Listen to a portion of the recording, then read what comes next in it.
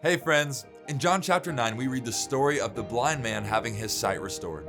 We don't know much about this man's life before he was healed. We don't know if he was a believer, a sinner, a murderer, rich or poor. What we do know is he was once blind and now he can see.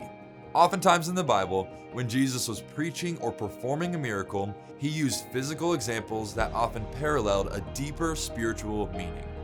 When this man had his physical eyes opened up, I also believe that there was an opening of his spiritual eyes. After this miracle, the Pharisees cursed him and then said this: "You are his disciple, but we are the disciples of Moses. We know God spoke to Moses, but we don't even know where this man comes from." "Why, that's very strange," the man replied. "He healed my eyes, and yet you don't know where he comes from?" We know that God doesn't listen to sinners, but he is ready to hear those who worship him and do his will. Ever since the world began, no one has been able to open the eyes of someone born blind.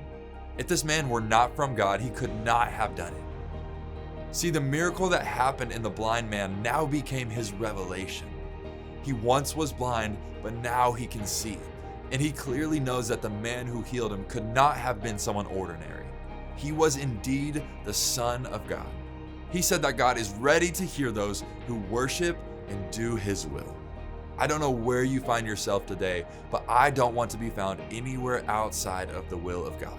When we are stuck in sin, it's evident to say that we are far from God.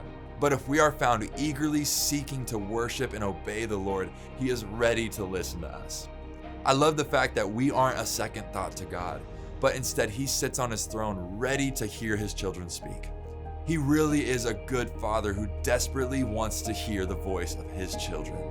If you find yourself today ready to worship and do the will of God, I can tell you that he is ready to hear your voice.